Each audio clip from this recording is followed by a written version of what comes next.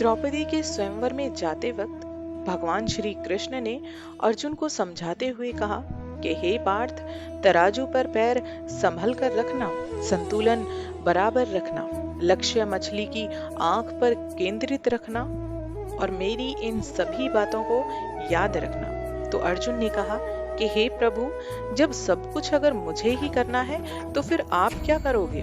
वसुदेव हंसते हुए बोले कि हे पार्थ, जो आपसे नहीं होगा मैं वही करूंगा।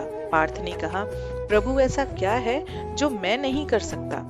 वसुदेव फिर हंसे और बोले, जिस अस्थिर, विचलित, हिलते हुए पानी में तुम मछली का निशाना साधोगे, उस विचलित पानी को स्थिर मैं रखूंगा। कहने का मतलब ये है कि आप चाहे कितने ही निपुण क्यों ना हो, कितने ही बुद्धिमान क्यों ना हो, कितने ही महान और विवेकपूर्ण क्यों ना हो, लेकिन आप स्वयं हरेक परिस्थिति के ऊपर पूर्ण नियंत्रण कभी नहीं रख सकते। आप सिर्फ और सिर्फ अपना प्रयास कर सकते हैं, लेकिन उसकी भी एक सीमा होती है और जो उस सीमा के आगे की बागडोर संभालता है उसी का नाम है भगवान श्री कृष्ण। इंसान कहता है कि भगवान दिखता नहीं है, भगवान हमारे पास नहीं है, भगवान हमारे हालातों को समझता नहीं है, लेकिन भगवान श्री कृष्ण कहते हैं कि मैं हर उस दिल में हूँ जो पवित्र है, निर्मल है, ईमानदार है और सीधा है। वो भक्त भी महान होते हैं जो अपनी जिंदगी के बुरे से बुरे हालातों में भी भगवान को भूलते नहीं हैं, और भगवान भी ऐसा ही करते हैं कि वो अपने भक्त को कभी भूलने भी नहीं देते।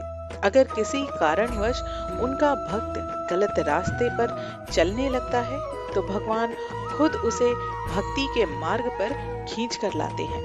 इंसान को अपना हर कर्म बहुत सोच समझ कर करना चाहिए, क्योंकि हमारे अच्छे और बुरे कर्म ही हमारी आगे की गति को तय करते हैं। एक आदमी एक जानवर को काट रहा था, तभी वो जानवर हंसने लगा और आदमी बोला कि मैं तो तुम्हें काट रहा हूँ और तुम हंस रहे हो।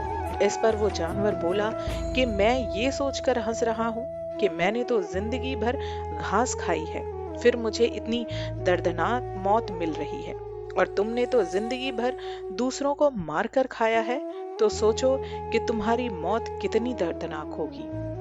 सुखी जीवन जीने के भी कुछ मंत्र होते हैं जिन्हें हर इंसान को अपनी जिंदगी में जरूर उतारना चाहिए।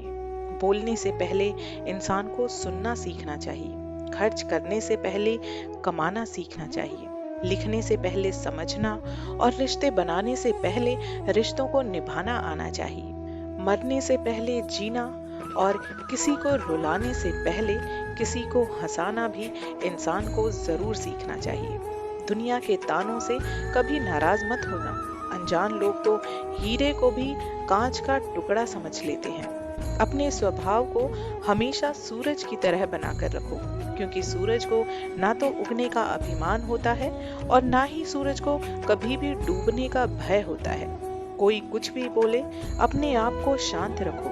धूप कितनी भी तेज क्यों ना हो, वो समुद्र को कभी नहीं सुखा सकती। जो समय मिला है उसी को अच्छा बनाओ। अगर अच्छे समय की राह देखोगे तो पूरा जीवन आपका कम पड़ जाएगा।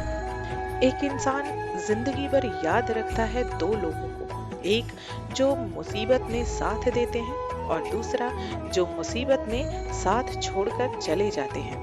मंजिल से गुमराह भी कर देते हैं कुछ लोग, क्योंकि हर किसी से अगर रास्ता पूछोगे तो उसका नतीजा कभी भी अच्छा नहीं होता। अगर एक हारा हुआ इंसान हारने के बाद भी मुस्कुरा दे तो जीतने वाले की जीत की खुशी को वो खो देता है। अपने विचारों पर ध्यान दो, क्योंकि तुम्हारे विचार ही तुम्हारे जीवन का पूरा आधार बनाते हैं। माफ करना और शांत रहना, ये एक ऐसी ताकत बन जाते हैं इंसान की कि इंसान को भले ही रास्ते में पहाड़ मिले तो उस पहाड़ को भी रास्ता देना पड़ता है। हम जो कुछ भी हैं वो हमने आज तक क्या सोचा है, सिर्फ और सिर्फ इस बात का परिणाम है। यदि कोई व्यक्ति बुरी सोच के साथ बोलता या काम करता है तो हमेशा उसे कष्ट ही मिलता है। यदि कोई व्यक्ति शुद्ध विचारों के साथ बोलता है और शुद्ध विचारों के साथ ही वो काम करता है, तो उसकी परछाई की तरह खुशी भी उसका साथ कभी नहीं छोड़ती।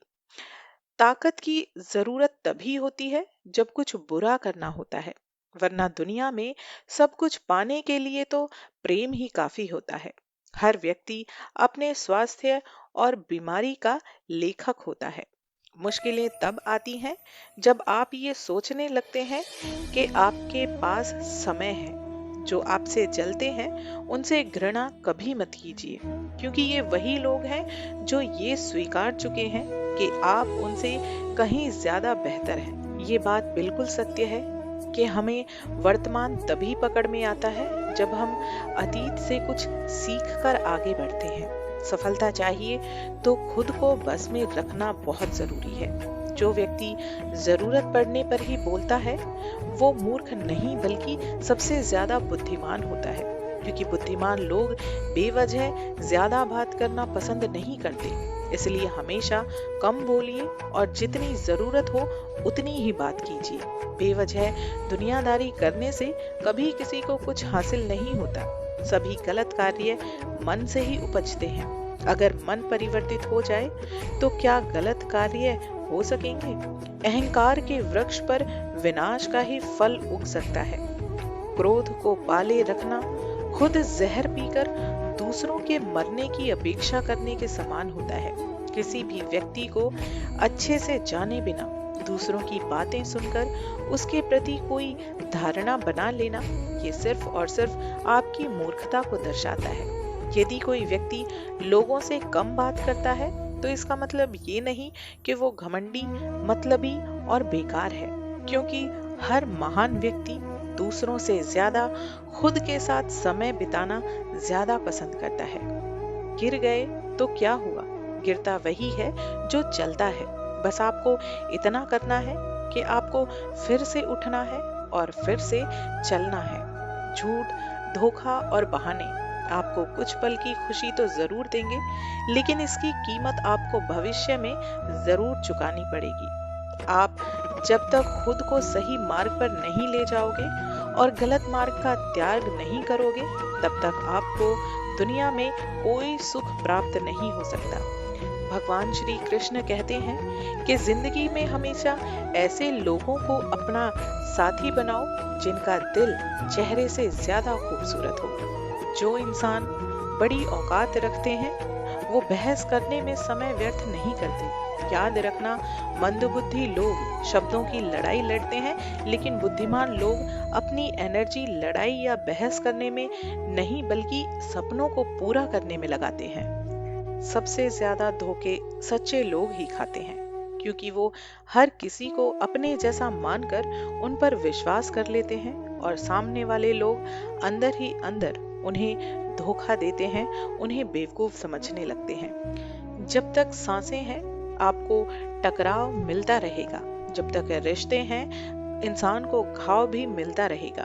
पीठ पीछे जो बोलते हैं उन्हें पीछे ही रहने दो। रास्ता सही है तो गैरों से भी लगाव मिलता रहेगा। मन पर काबू रखने से जीवन में क्या परिणाम मिलते हैं ये आपको जानना बेहद जरूरी है। मन को कंट्रोल करने वालों को वो मिलता है जो सामान्य लोगों की सोच से भी लाख गुना ज्यादा होता है। जानते हैं दुनिया का सबसे बेहतरीन काम क्या है?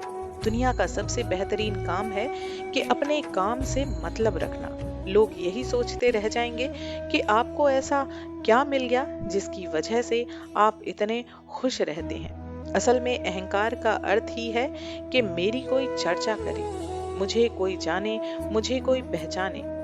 कठिन परिस्थितियों में एक समझदार व्यक्ति रास्ता खोजता है और एक नासमझ व्यक्ति बहाने खोजता है। हर बड़ी महान सफलता के पीछे दर्द भरी मेहनत जरूर होती है और हर दर्द भरी मेहनत का अंत बड़ी कामयाबी के साथ ही होता है। जिस दिन आप अपनी हंसी के मालिक खुद बन जाओगे, उस दिन के बाद आपको जिंदगी में कभी कोई रुला नहीं पाएगा। जिस प्रकार दर्पण साफ होने पर उसमें आपका चेहरा साफ साफ दिखाई देने लगता है, उसी प्रकार दिल के साफ होते ही उसमें भगवान का रूप भी साफ साफ दिखाई देने लगता है। दर्द एक संकेत है कि आप जिंदा हैं, समस्या एक संकेत है कि आप मजबूत हैं, और प्रार्थना एक संकेत है कि आप अकेले नहीं हैं। जब आप सोचते हैं कि हम अंत समय प्रभु का नाम लेंगे और मुक्त हो जाएंगे, परंतु क्या ये संभव होगा? क्या आपकी जीवा को प्रभु का नाम लेने का इतना अभ्यास है? जिसने जीवन भर भगवान का नाम नहीं लिया, जिसने जीवन भर भगवान का नाम नहीं जपा, उसके लिए ये कैसे संभव हो सकता है? जैसे किसी चित्रकार ने पूरे जीवन भर चित्रकारी का अभ्यास नहीं किया, तो क्या आप उसके किसी खेल में विशेष पद पाने की उम्मीद कर सकते हैं? वो चित्रण प्रतियोगिता में क्या पदक ला सकता है? क्योंकि उसको उसका अभ्यास नहीं है। वैसे ही आप भी भगवान का नाम जरूर लें, भगवान को याद जरूर करें, क्योंकि अंत में वही काम आएंगे, बाकी सब यहीं रह जाएगा। यकीन मानना, भगवान के नाम में वो शक्ति है, भगवान के नाम में वो ताकत है कि जो आपकी जिंदगी के सारे दुखों का सर्वनाश कर सकती है। एक बार तुलसीदास जी से किसी ने पूछा कि कभी कभी भक्ति करने को मन नहीं करता, फिर भी नाम जपने के लिए अगर बैठ जाते हैं तो क्या उसका कोई फल मिलता है? इस पर उन्होंने मुस्कुराते हुए बहुत ही खूबसूरत जवाब दिया।